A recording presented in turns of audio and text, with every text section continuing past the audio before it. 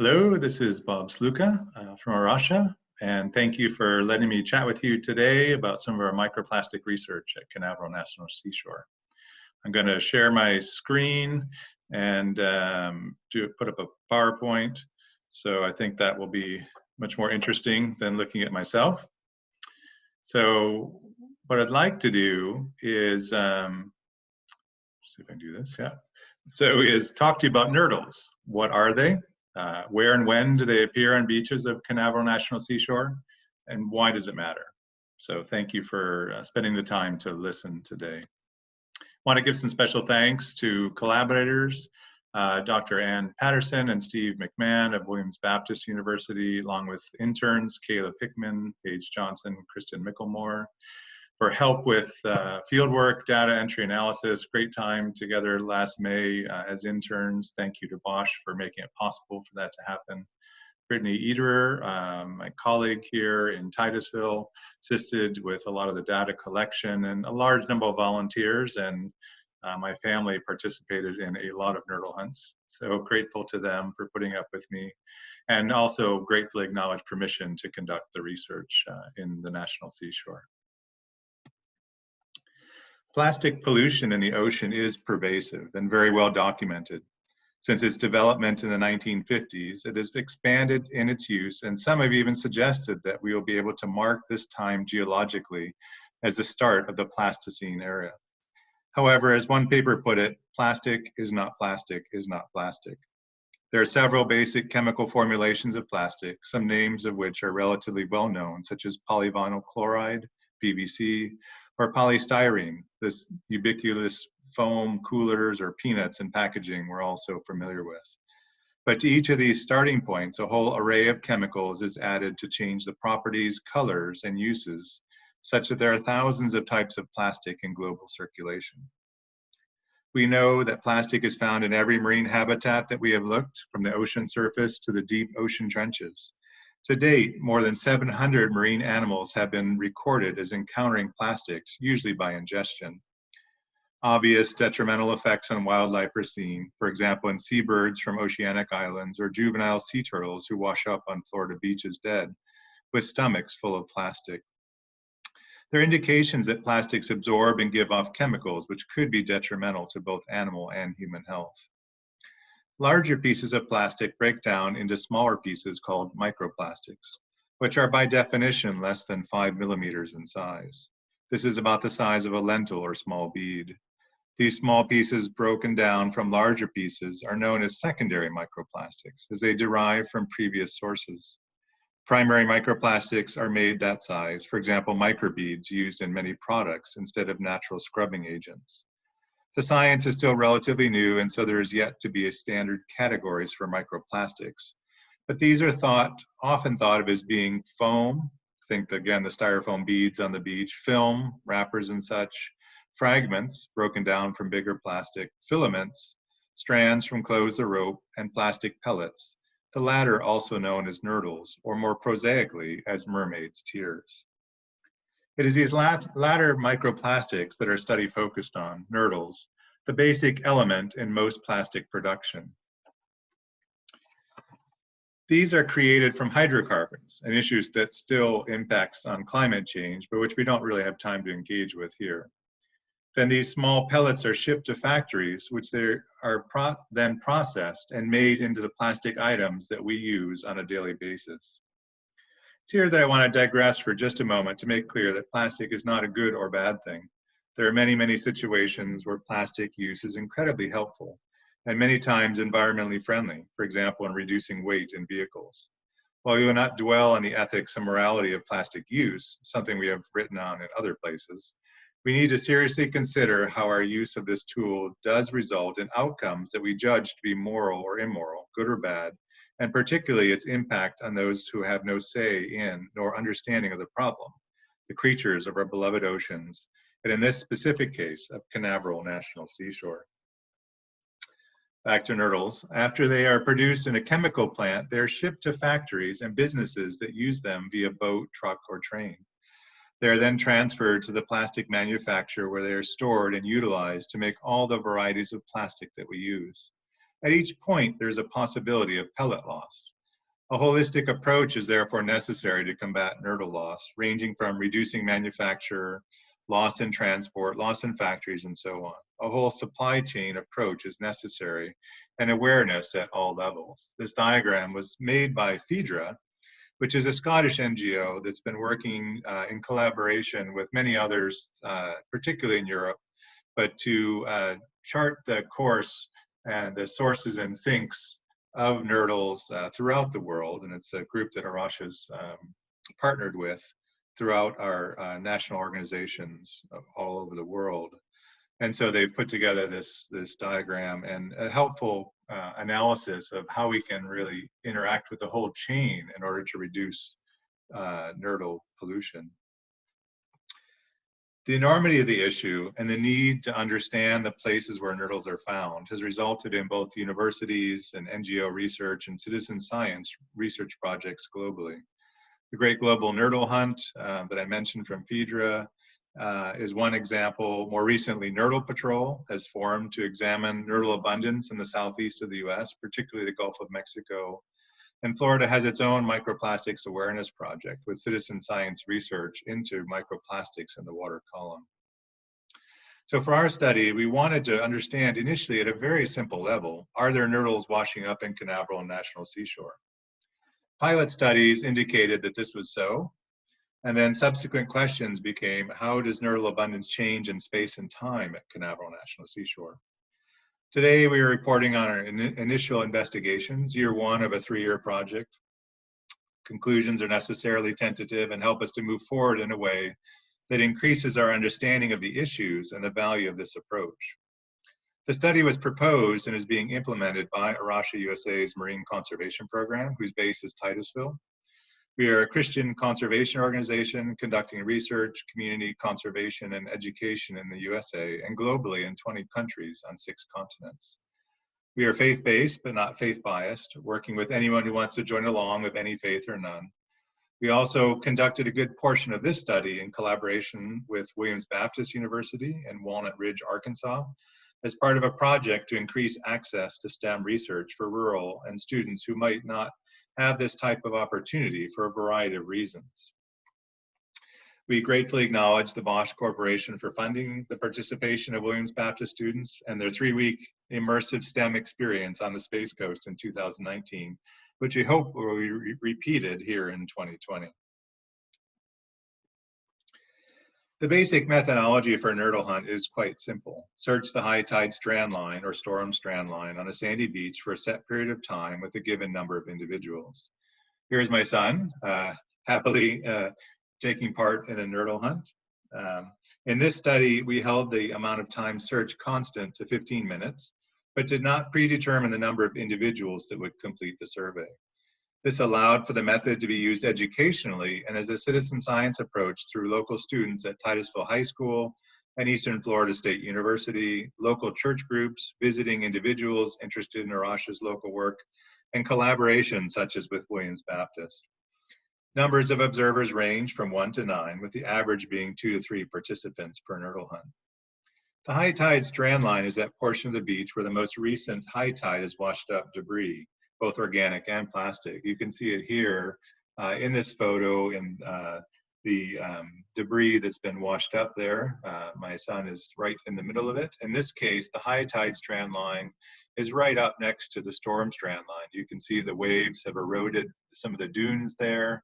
And so in this area here is where you would find most of the plastic that had been washed up either through storms recently or as a result of the last high tide. So this is the area that we search in for this 15 minutes.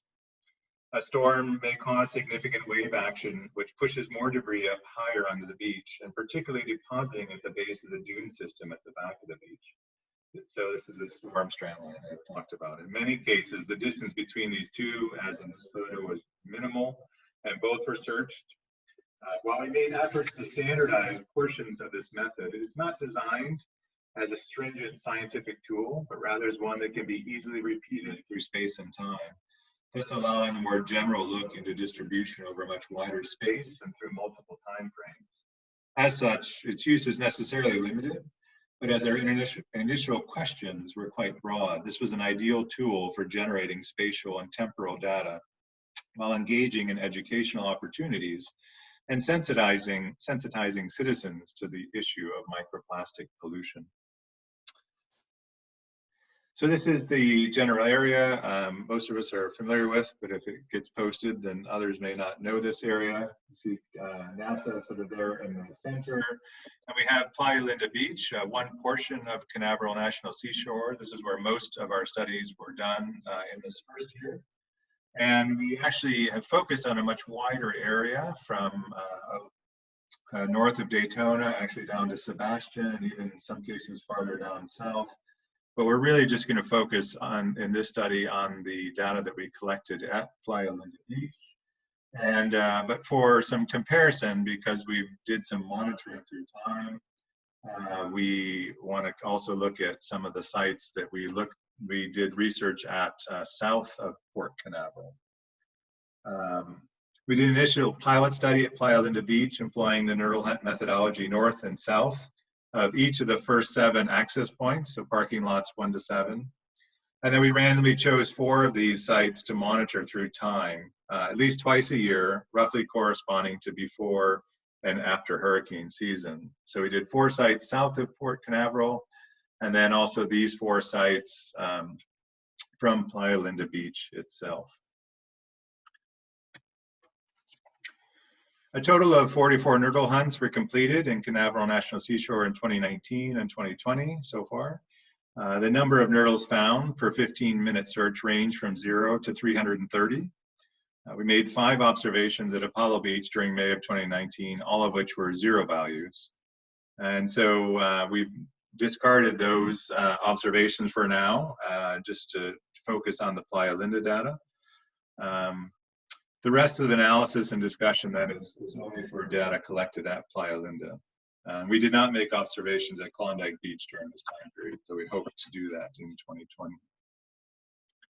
Mean Nurdle abundance per 15-minute search was 38, with a standard error of 10 and a 95% confidence interval of 17 to 58 Nurdles. This means that there's a lot of variability in the data, and that were you to go out to Playa Linda and do a Nurdle hunt, you'd have a 95% chance of obtaining a value between 17 and 58 Nurdles. Those we'll show later that actually during particularly the calm season, it's more likely to be a 0 observation. The graph of observations shows that in the shape of the curve is weighted here more towards lower observations with very few large observations. And so you can see here that we found a lot of 0 values, a lot of values less than 100, and really only 4 values greater than 100. Data were collected throughout the year, but not evenly distributed. So for the most part, they were collected within these 5 different months. And for the graph, you can see that the highest frequency of Nurdle hunts resulted there in September 2019. And so this was a time when there was a storm, and so we were able to get out really quickly after the storm. It's sort of intentionally sampling during that month.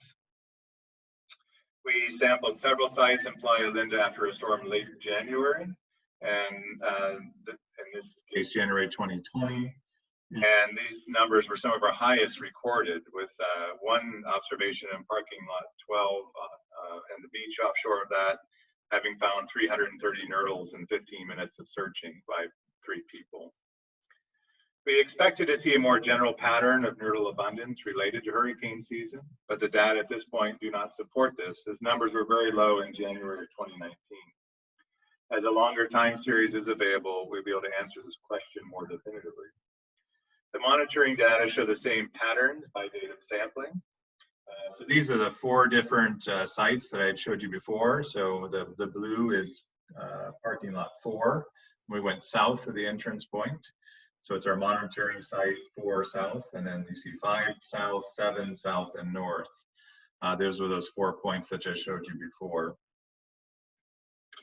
The literature, so we're seeing at this point that we have quite a similar result for each of the different monitoring sites. That September after that storm was really the highest value that we found during our time period. The literature indicates that the nurdle abundance on beaches can change rapidly due to prevailing conditions.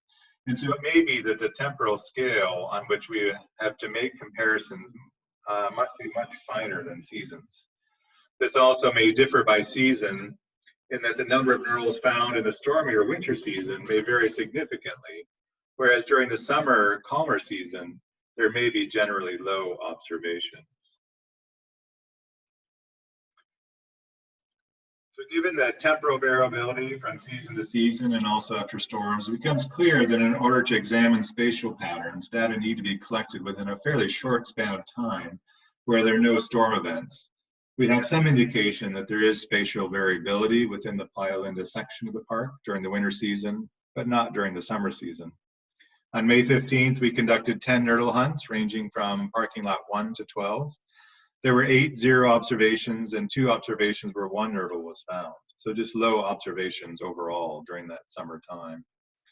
We made a few other sets of observations during the more stormy season that gives us some hints that there is some small scale variability in how nurdles are washing up on the beach. For example, our 4 monitoring sites were examined shortly after a storm in September 2019. 3 of the sites had counts of 69, 74, and 91 nurdles, while the 4th was 144. The highest number being at parking lot 4, where the count of 74, almost half what was just a few hundred meters away, was at parking lot 5. On November 16th, 4 counts were made, with 14 being found at parking lot 1, while 82 were found at parking lot 10. Then our highest count ever of 330 at parking lot 12, while 112 were found at parking lot 1 and 141 at Eddy Creek. So there does appear to be a major difference in total numbers between relatively close sampling sites. It's unclear, though, whether those numbers make a difference ecologically, and so that's one of the questions we need to continue to examine.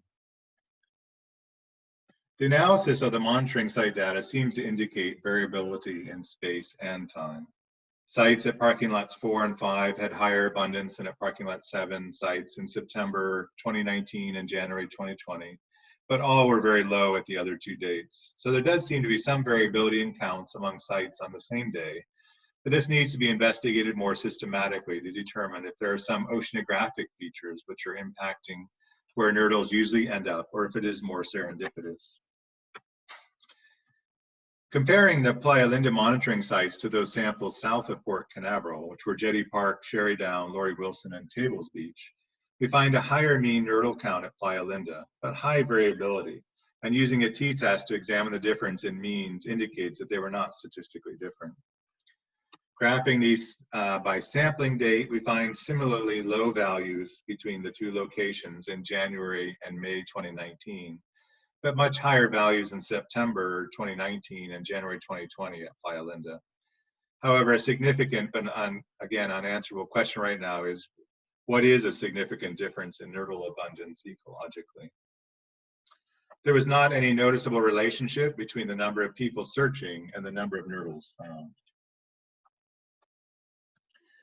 This study is obviously in its beginning stages, and there's much more that we need to know in order to move forward. One of the main questions for the next stage of data collection is to try to understand potential sources of nurdles landing on Canaveral National Seashore.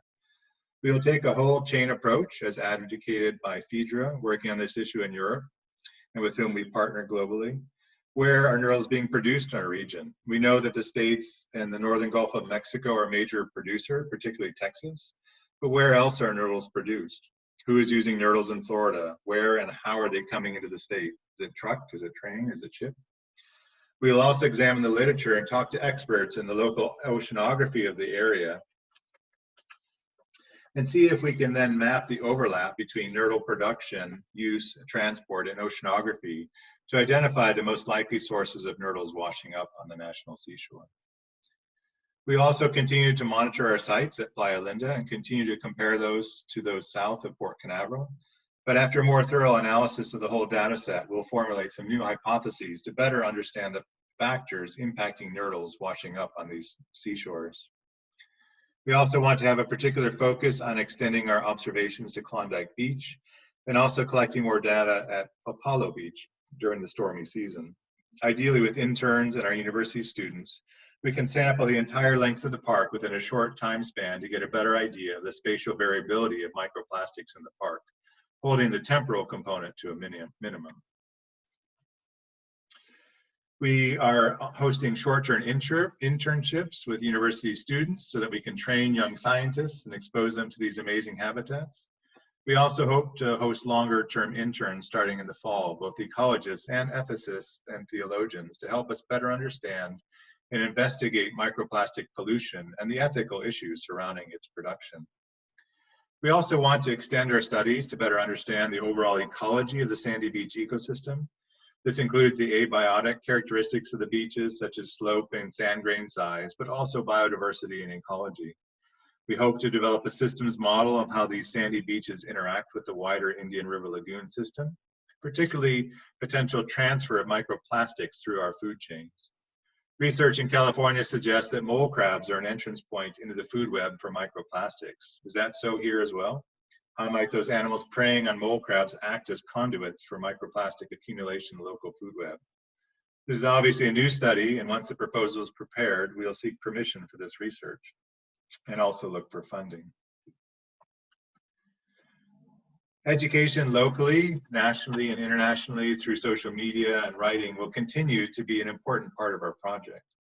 We are often asked on the beach what we are doing, and this provides an opportunity to engage beachgoers with information on microplastic pollution. This table was set up at an event at Sherry Down Park and is something that could be done at Playa Linda or other places in the seashore as well. This next photo, while taken at Sherry Down Park, illustrates the challenge and opportunity. While doing a nurdle hunt, I noticed a fine white line in the sand. It was very small microplastic pieces, and the line went right through an area where a small child was playing. We talked with the parents who had no idea their small child was digging through these plastic pieces. While not wanting to scaremonger, people need to understand what we are doing to our places of recreation and beauty, and positively given information that can help them make better choices that will ultimately reduce plastic release into our oceans, and therefore microplastics washing up on our beaches. We will continue to engage citizen science volunteers from local high schools and universities in the Titusville area, and adults, families, and we have a particular emphasis on trying to engage with local churches and get them out there and doing these citizen science studies and doing beach cleans alongside as well, as a side note. We have sought funding without success to engage lower income families who may not have the same opportunities to explore these amazing places as others, and we'll continue to seek funding to be able to serve the entire local community. We think the educational value of nurdle hunts is high. Participants see all the microplastic pollution while searching for this one particular type. As we better understand the sources and sinks of microplastic pollution on our shores, including the entire chain of release into the ocean from production through transport and the manufacturing process, we'll be able to address this issue systematically, and in so doing, reduce the number of nurdles within Canaveral National Seashore. Education on this topic sensitizes people to the issues, and we will develop and share resources already created by others that we believe can change current behavior, and that will ultimately reduce the amount of plastic in the ocean. We want to see a change from an ocean of plastic to an ocean of hope. We greatly appreciate the permission to conduct research in Canaveral National Seashore, and we look forward to being able to visit and study that beautiful and important place in the future.